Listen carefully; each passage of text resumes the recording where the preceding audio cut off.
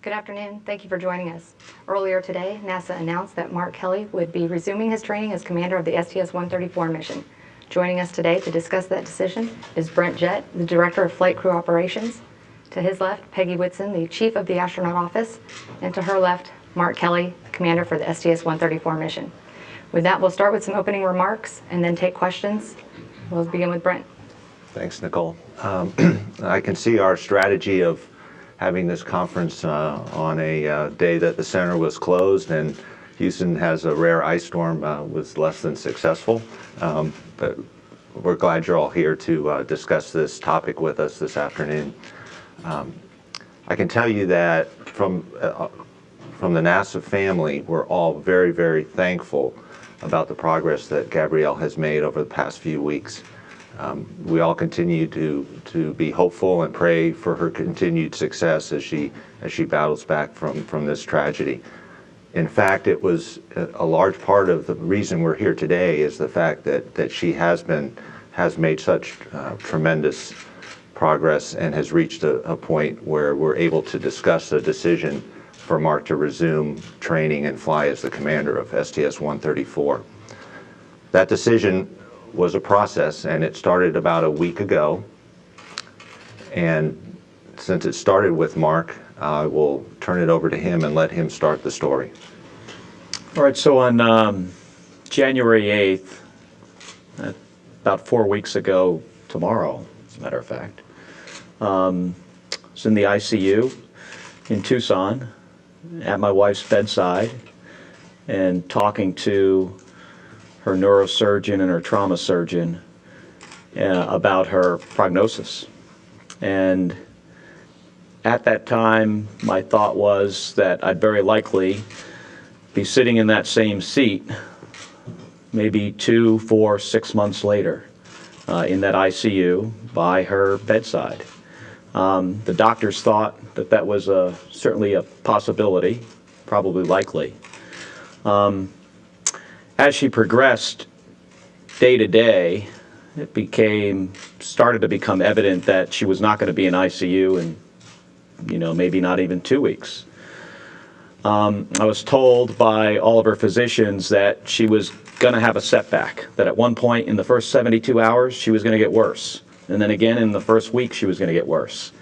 And she would continue to have days where she just had setbacks, and this was going to be a process much longer than I expected. Since then, 4 weeks ago, nearly 4 weeks ago, she's never gotten worse. As we got to about the 1 week stay in the ICU, we started to evaluate where are we going to move her to for a rehab facility. We received a lot of inputs from a lot of great places in the country. It became quickly evident that one of the best places in the country for this type of injury was here in Houston at Tier Memorial Hermann. So we made the decision to move her, probably a day later than we wanted to. Our neurosurgeon and trauma surgeon thought she could move on Thursday, and we actually moved her on Friday because that's what it took to get the logistics set up. So we got her checked in here, and since then she's made progress every day. So about 2 weeks ago, I started going through the process myself of what would I need in order to get back with my crew to continue training for STS-134.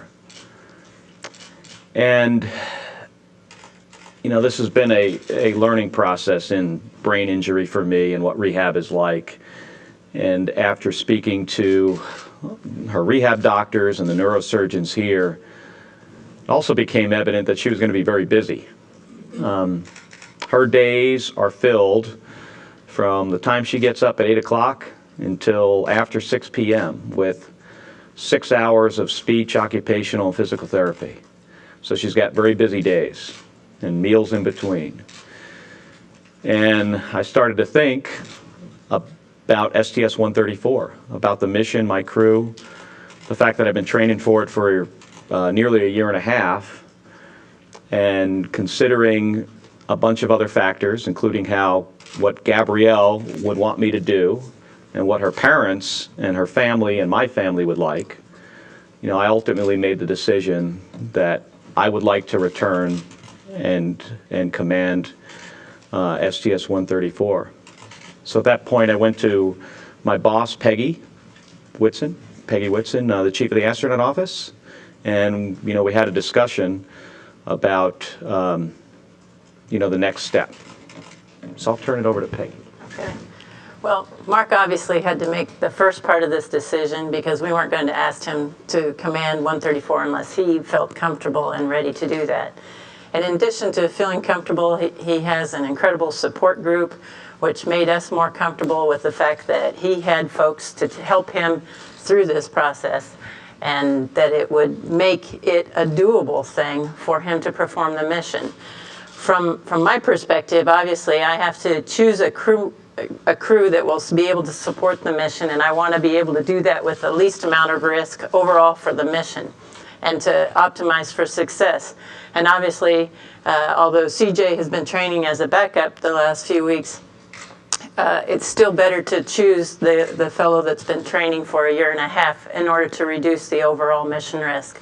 So we went forward with the plan. Back to my boss, Brent. Okay, so it's back to me. Let's see, it was a week ago on Friday. Peggy had been talking to me a little bit last week, and I knew Mark intended to fly or wanted to fly. So both Peggy and Mark sat down with myself, my deputy, Janet Cavandi, and my assistant, Brian Kelly. And we wanted to talk about the situation and make sure we had thought about all the potential risks to the mission and address those appropriately before we made a final decision. So they came to me. Mark had a very good plan. He had a routine that he explained to me how his days would proceed and how he would be able to commit the time necessary to train for the mission. That made me feel comfortable. We also discussed with our doctors and who were in communication with Gabrielle's doctors about the potential risk of her condition changing over the next 8 weeks or so, and that potentially resulting in a change in Mark's ability to commit his time to the mission. And we had very good answers from the doctors. Mark had a very good plan, but there was a piece that I felt that was missing. And so we looked at this. We said, well, we don't have to make the decision. This was a week ago. We don't have to make the decision today. We need to make it in about a week. So we wanted to put Mark's plan into effect. So we asked him to train this week with a schedule that would approximate a schedule he would have while he was training for the mission, and put his plan into effect and see how it worked out. It also gave us an opportunity to observe Mark. Obviously, as his management, it was important for us to know that he would be able to focus while he was in training and not be distracted by Gabrielle's situation up at the hospital during her rehab. So during the week, Mark flew a couple times in the T-38 with instructors. We asked him to do essentially a complete checkout back into the airplane he hadn't flown since December. So he did that. He was in a shuttle ascent and entry simulation for 4 hours. That gave us an opportunity to observe him, as well as a couple other training events during the week. He was also away for an evening, which he will have to do during training. There will be times when he'll be away from Houston for a night or more.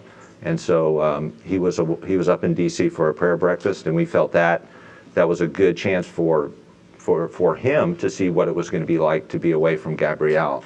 And I think that was the first time you had probably been away from her, right? Yeah. Since the shooting. So we thought we had a good process for bringing back Mark into training before we made the decision, getting the chance to observe him, and then we met again yesterday.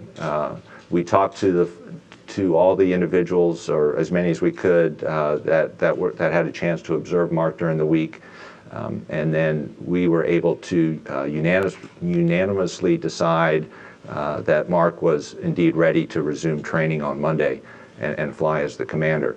Of course, I don't make that final decision, and Peggy, myself, and Janet and Brian, we made that recommendation to my boss, Mike Coates.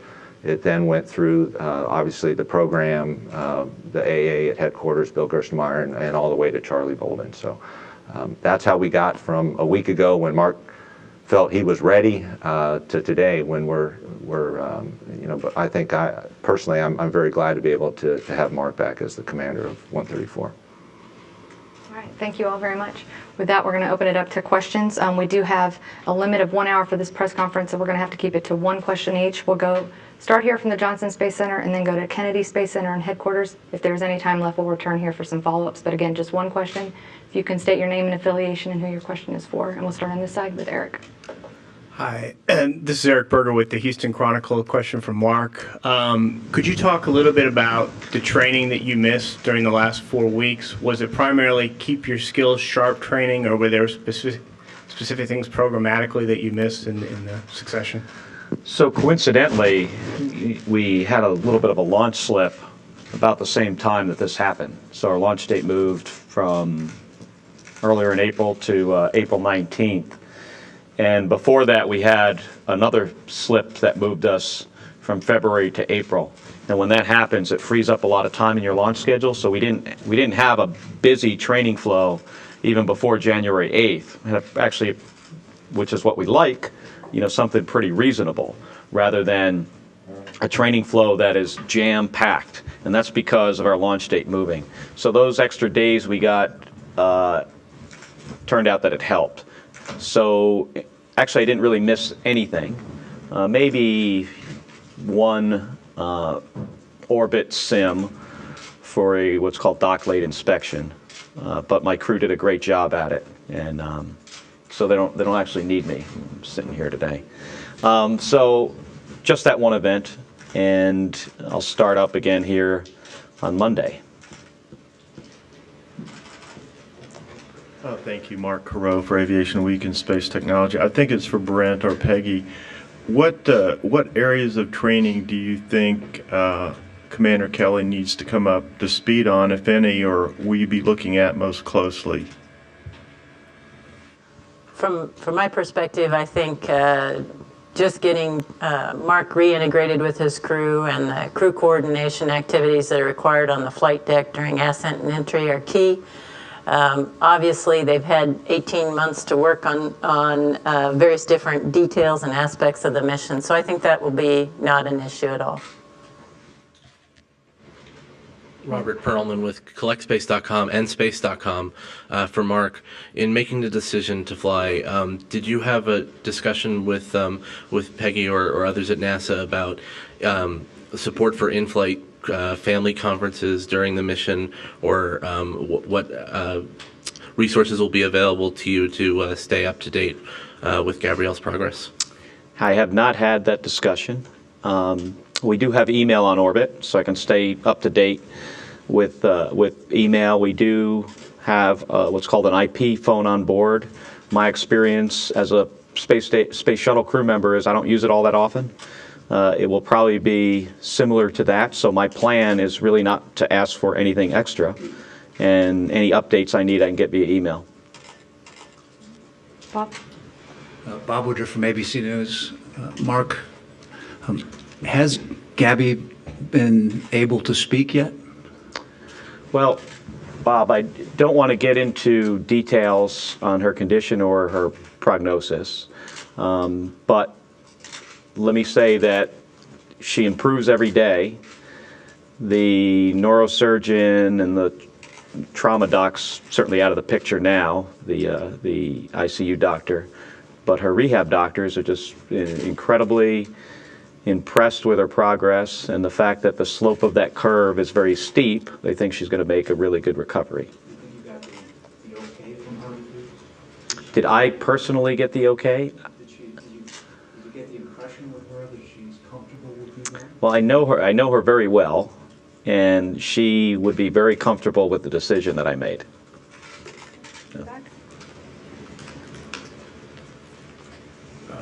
Mark, Kevin Quinn with Channel 13 KTRK. Can you talk a little bit about the personal debate you had with yourself in your own mind in making this decision? How difficult was that? Well, it got easier over time. You know, my expectation was I was still that, and I think I even said this to Peggy at one point, is I'm pretty sure I'm done. You know, because my expectation was that she was going to be in an ICU for months in Tucson. And then as that changed and things just happened more or less by, you know, I think her previously that she was in good health, by great care, and maybe a little bit of luck, things improved very quickly. Or maybe people really thinking about her and praying for her. But things fell into place, and she improved very fast. So the decision became easier over time. I obviously weigh time that I can spend with her with what I think is in the best interest of NASA and my crew. So that's a debate I had with myself. But what's key in this is the fact that she has very busy days during, 7 days a week, from the time she gets up until almost the time she goes to sleep. And the support structure, as Brent alluded to, that I have in place, and what the things I've put into place, and the help I get from NASA, help I get from friends and family, to be able to do this successfully. And realizing I know my wife very well, and I know what she would want, and so that makes the decision easier. All right, next question over here on the left. Yes. Yes, Captain Ford Atkinson with Fox 26 here in Houston. You mentioned her family was supportive. Could you expand a little bit on that, on what they have had to say to you and what you've said to them about this whole decision-making process? Well, when I told her mom in the ICU in Tucson that I most likely would not be flying STS-134, she said something like, "What, are you kidding me? You know, you have to go do that." And I explained to her, well, I'm not going to leave an ICU, you know, the ICU when Gabrielle's in the ICU. That's just not going to happen. You know, and it's in another state. So, you know, I thought that was, you know, that was it. And then I had a similar conversation with her father. So they've been very supportive right from the beginning. All right. Yeah. Next question. Lee Ferlisi from KHOU. Along those lines, was there one thing that she did that really said, okay, I can go now? Was there something, without going into her prognosis in the future, was there something that she did? Well, the fact that she's improving every day and is, you know, the risk of her getting worse is, I think there's, you know, everybody has risks that they deal with every day. And when I drove down I-45 today with the ice on the road, as many of you did, there's a lot of risk involved there. She doesn't have those risks, and she's in a very controlled and has great doctors, great environment, and she's doing very, very well. So. Okay, with that, we're going to switch over to Kennedy Space Center, where there are some media with questions. Yes, Marcia Dunn, Associated Press, with a question for Mark. I'm wondering how much input, if any, Congresswoman Giffords was able to offer you, and if you could provide any details along that line, that would be great. Well, Marcia, I just don't want to go into details about her condition because then people speculate on prognosis. So, you know, it's just something I don't want to address. She is, you know, we have a discussion, but beyond that, you know, it's not something I feel comfortable talking about. Irene Klotz with Reuters. Peggy, is CJ going to stay on as backup in training? And for Mark, being an astronaut is a little more risky than a lot of the occupations we have. Do you, how much thought did you give to the risk that you're taking in flying, and as far as your wife's and your family's long-term care? Thanks. CJ, as a part of his responsibilities as a weather pilot, will continue doing STA flights, and as part of his responsibilities in the office as my deputy, will continue doing ascent entry skills training, but there will be no other specific efforts to maintain additional proficiency. So space flight is a risky business. Apparently so is being a member of Congress. We each, take risks every day in our lives.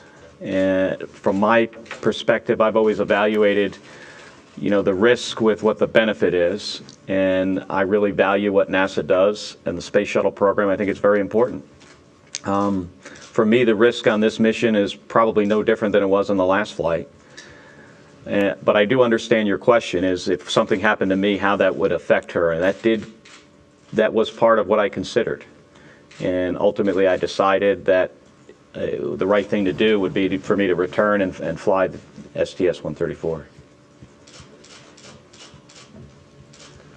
Bill Harwood, CBS News, with another question for Mark, and I apologize, Mark, I'm certainly not trying to intrude on medical privacy. I just want to make sure that I'm not getting tripped up by the semantics of the way questions are being asked. Just following Marcia's question, I mean, the only question I ever get asked by anybody about this, beyond the tragedy itself, was everybody, I think, would agree that Gabby would obviously tell you to go fly. The question is, did she tell you that in any way? Is there any way you can tell us anything without violating, privacy constraints and all of that? And I ask that with all respect. It's just, that's the question I get asked by virtually everyone. Thanks. So, I've intentionally, through this whole process, tried not to go down the path of what can she do today and what she can do tomorrow. And what can she say, and how does she do this and that? Because then I wind up in the situation where I feel like I continuously have to give updates that people will speculate on. And I'll continue to get asked those questions again and again. So I made a decision that I'm not going to do that. I'm not going to say what she can and can't do. I'm going to say if she's improving or if she's getting worse.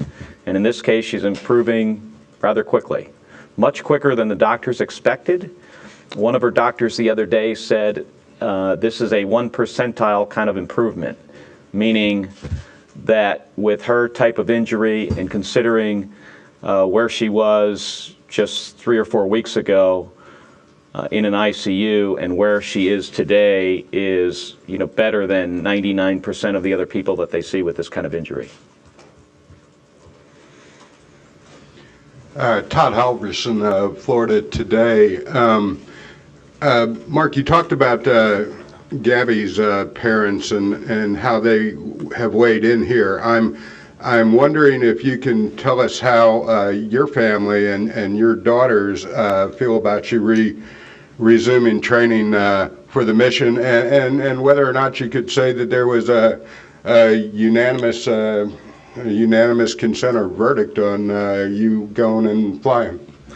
So my parents, her parents, Claudia and Claire, her sister Melissa, my brother who's on the International Space Station, completely unanimous. We didn't have any dissenters, and when I even extend that to other friends and family, and they're pretty well educated on what her condition is and what my situation is with regards to training and the support system that I have in place, it was unanimous. Everybody felt that this was the right thing for me to do.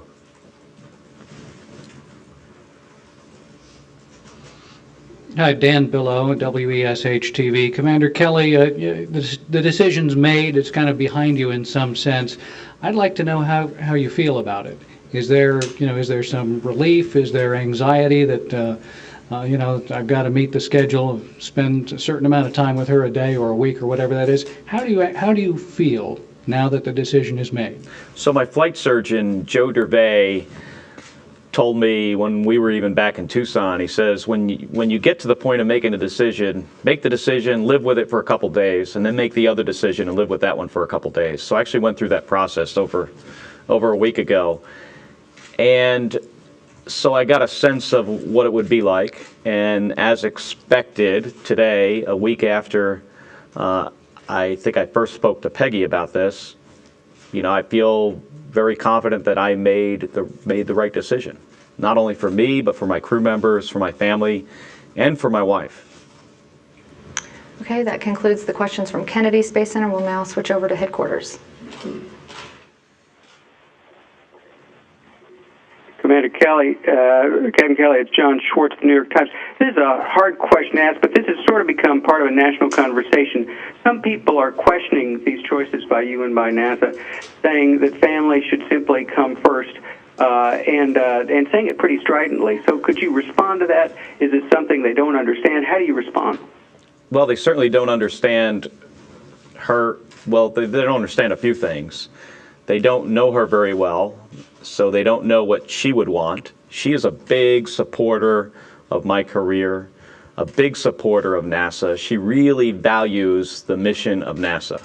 You know, what we do and what our nation gets from that is very, very high on her list of things she really treasures about this country. So I think they don't understand that, and they also don't understand her condition or the support system that I have in place. And I think if they had more details about those things, you'd probably have less people being critical. But I think in any decision that there's a lot of interest in, you're going to have people on both sides.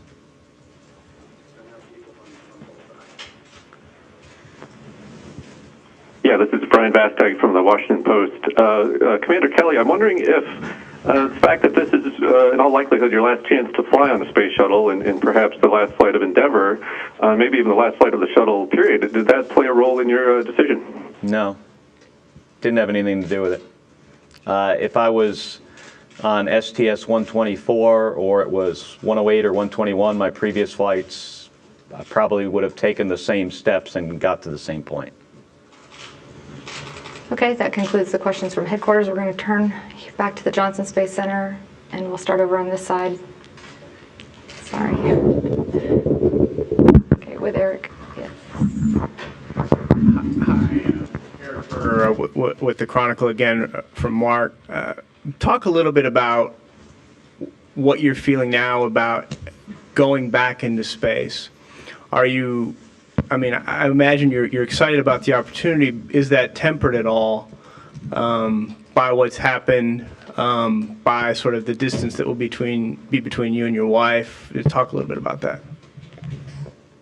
I think a little bit. You know, I've always been more excited from one flight to the next. Like my second flight, I was more excited than my first one, and my third one, and same thing here.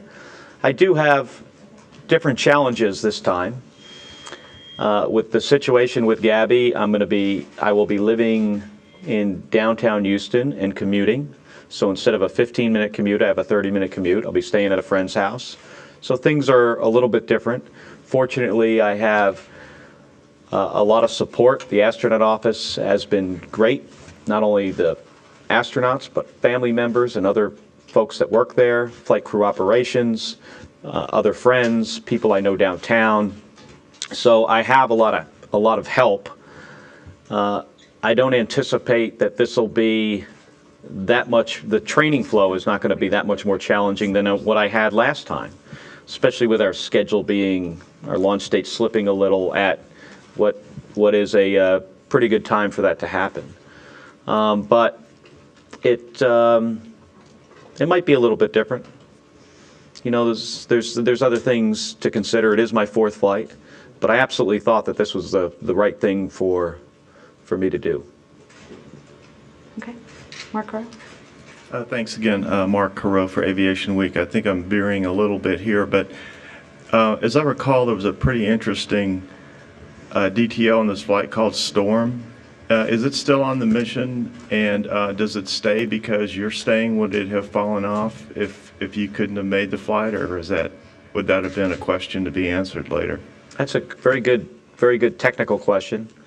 It is still on the flight. It is a DTO for a new rendezvous sensor that's going to be used for future spacecraft. And this sensor and a procedure allows us to do a different kind of re-rendezvous. So we undock and separate from the space station, and then later we come back and we do a separate approach. We get to within about 600 feet, and then we go away and we test this new sensor. It would have still been on the flight. It would have been some additional training that CJ Sturcow would have had to do between now and the launch day to get him up to speed. But I have some very good crew members that are trained very well, and it would not have taken him that long to get up to speed on storm. So it would have stayed. All right, back over on this side, Robert. Hi, Robert Perlman with CollectSpace.com and Space.com again for Mark. Brett mentioned that that you've developed this modified training schedule. Can you describe it a little bit, how it compares to a normal training schedule, and how your own training schedule will, if it does at all, affect your fellow crewmates? Well, Monday, Tuesday, and Wednesday of this week, I did a 4-hour ascent sim, did 2 flights in the T-38, I did a couple what we call SSTs or DSTs. Then I went out of town on Thursday night, which might be similar to, flying out of town to go fly the STA and getting stuck on the road for, bad weather or going to TCDT. So it was similar to what those days may have been during a training flow. From now forward, Monday forward next week, the training schedule for me is what it would have been anyway. It's not going to be any different. All right, up here in front. ABC. No, it's Bob Woodruff from ABC News again. Mark, are you going to have the chance to be able to talk to her when she's in the hospital by the video conference? Oh, from space? Space. Will you be able to see her in the video conference? Will she be able to see you? So we typically do one family video teleconference on a shuttle flight, and it's normally towards the end of the mission, and ours is during the end of the flight. And I think that probably will be accommodated. Just one time for these 14 days? Yes, just one time. And Peggy and I haven't talked about it, and it's not something I'm too concerned with because it is at the end of the flight, and if it couldn't be accommodated, we have the IP phone, so you're allowed to make a phone call. We do have email. I think so. And see you? Yeah, I think it will. All right, Gina. Gina Sinceri, ABC News. One thing that's, I think, getting lost in this is just what a spectacular Mission 134 will be. I mean, for people who don't get the AMS, would you mind giving us a brief description of what it will accomplish? That's a very good question. The Alpha Magnetic Spectrometer is a very sensitive cosmic particle detector. It's been in development for a number of years. It's had a little rocky road in actually trying to get it launched, and before STS-134 was added as a mission, it had no way to get into space. It's looking for dark matter, dark energy, and antimatter. These are some of the things that existed in the early part of the universe, and it's over the next 10 to 15 years, this cosmic particle detector will sit outside on the starboard side of the space station on the truss, and cosmic particles will fly through it, and it can detect what those particles are. So the hope is, with regards to, as an example, antimatter, to detect maybe a anti-proton or an anti-helium particle, or better yet would be something like anti-oxygen or nitrogen. And those are things, those particles could only be created inside of stars. So if it could detect something like that, then we know there are stars that are made up of antimatter. And physicists believe, a lot of particle physicists, astrophysics physicists, believe that there are possibly galaxies that are made up entirely of antimatter. So that's as an example of one of the things it's looking for. So it's a pretty exciting experiment. Okay, and back over on this side.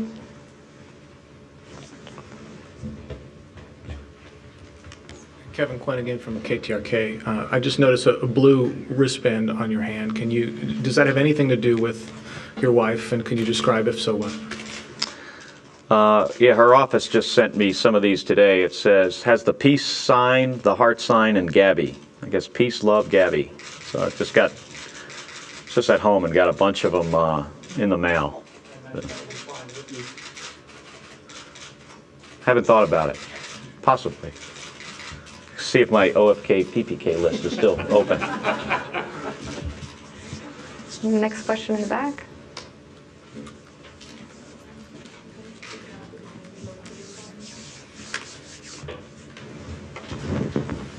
Mike McGuff, KIH 39 News. I'm just wondering, when you're in space and you will be able to communicate with email, are you prepared to make decisions about her care if something did happen to change? I mean, is that something you're thinking about you have to do up there in addition to commanding the shuttle?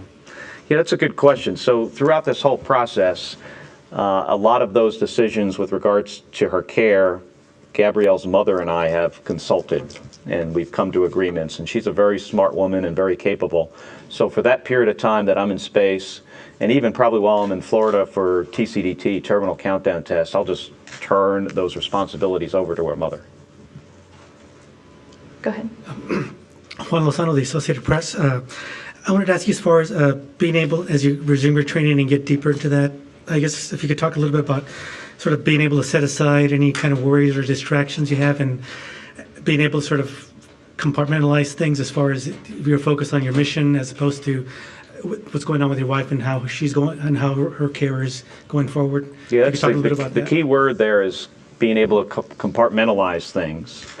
And that's something you learn very early when you start flying airplanes or doing anything that's high risk, to be able to ignore stuff that's going on in your personal life and focus just on the mission, whether it's flying an airplane, whether around an aircraft carrier or in combat.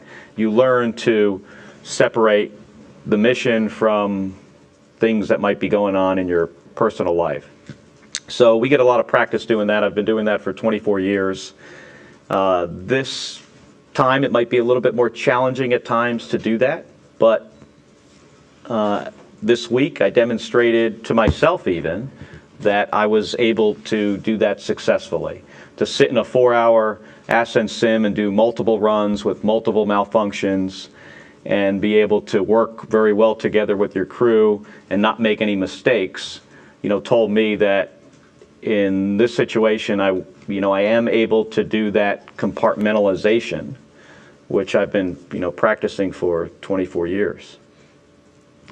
Okay, with that, we are going to return to Kennedy Space Center for media questions there. Thank you. It's Irene Klotz with Reuters again. I have 2 questions. One's for Peggy about the 133 crew. If you could just give us an update if things are still progressing with Steve Bowen's training and with no expectations of any impacts for that flight. And for Mark, it's kind of interesting how all the good feelings and the peace and everything else, but what happened was, if you were ever angry, it's not apparent, and if you're still angry, it's not apparent. And I guess I'm just wondering how much of a desire on your part to maybe be a little defiant and return to what you think is normal played a part in your decision to go ahead and fly. For the 133 question, we have the crew has been training since the reassignment of Steve Bowen. We had to shift some of the crew responsibilities in order to even out that crew loading, some of what Mark was talking about for not wanting the crew to be too overly worked during that last training phase. Obviously, we shifted that loading for this crew. We did lose what we call an NBL run, the Neutral Buoyancy Laboratory. One of their spacewalk practice runs was supposed to be today and had to be canceled. We still anticipate that we have enough capability in the schedule to be able to support all the planned events that we had previously on their plan, and feel confident that we'll still make February 24th. You mentioned being angry, and when a traumatic event happens, there's those different steps that you go through. And I think I very quickly got to angry on the first day that this happened. I can't remember what step 2 was, but I think I skipped right over that one.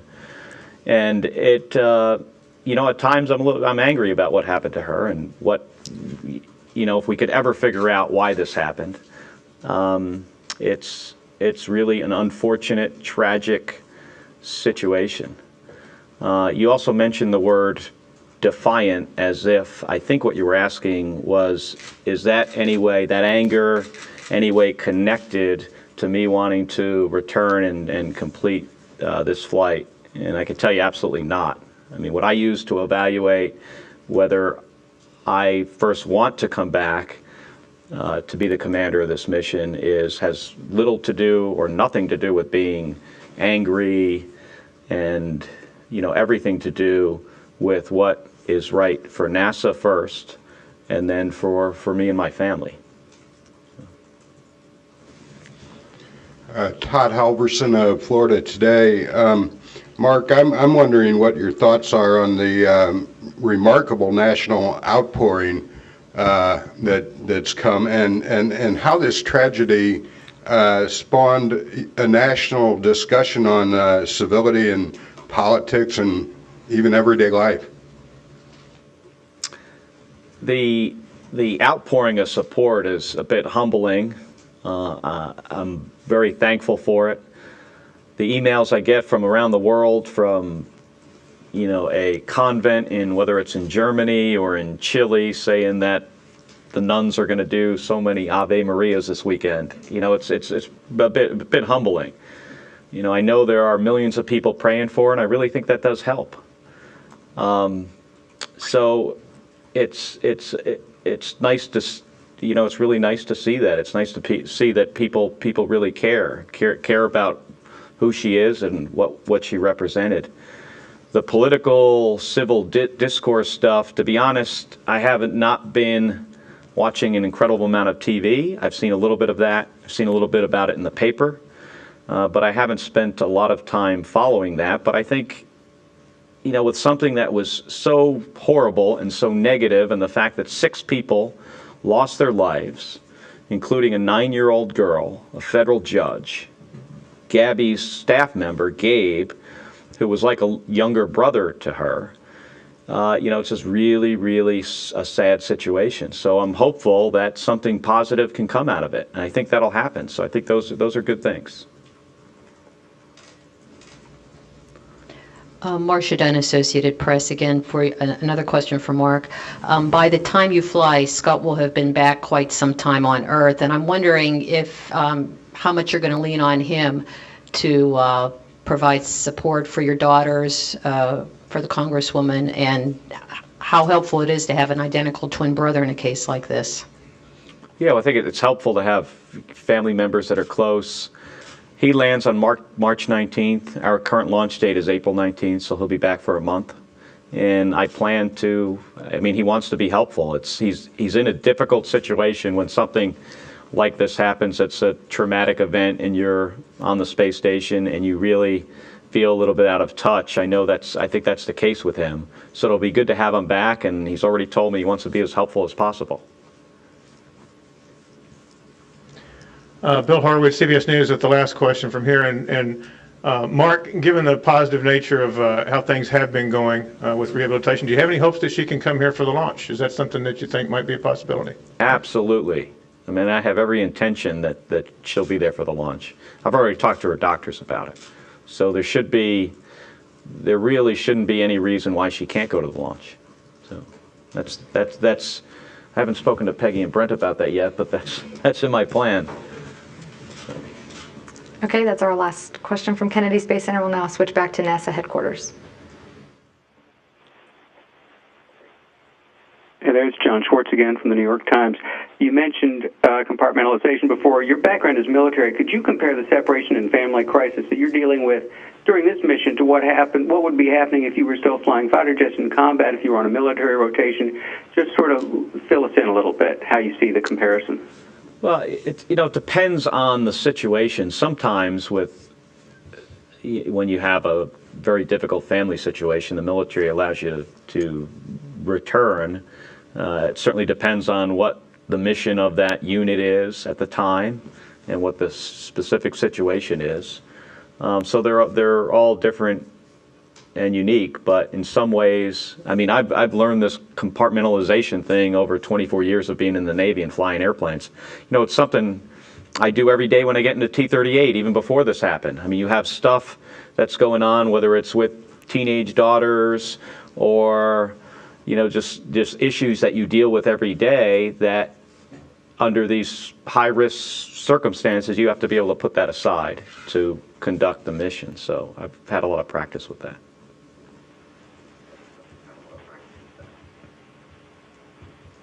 Yeah, this is Brian Vasek from the Washington Post again. This is a question for Peggy. I'm certainly getting the message this is a very strong decision, and I certainly understand that. I'm just wondering if between now and April, Commander Kelly, changed his mind or had second thoughts. What would the process be? And is there a certain date by which that becomes problematic? Mark says he's not going to change his mind. And I mean, that actually was part of the process, that we had to satisfy ourselves that he was ready to make this commitment.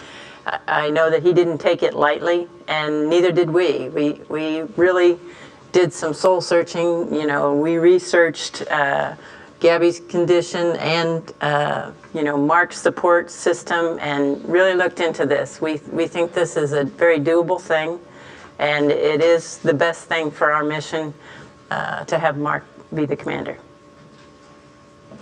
Okay, that concludes the questions from headquarters. I'm going to turn it over to Brent, who has some closing remarks.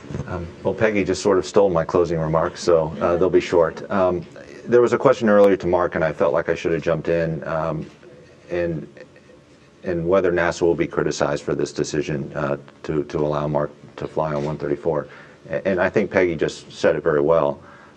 When Mark's situation got to a point where he was ready to commit the time and was ready to fly, our job as his management and leaders within NASA was to evaluate what was best for the mission.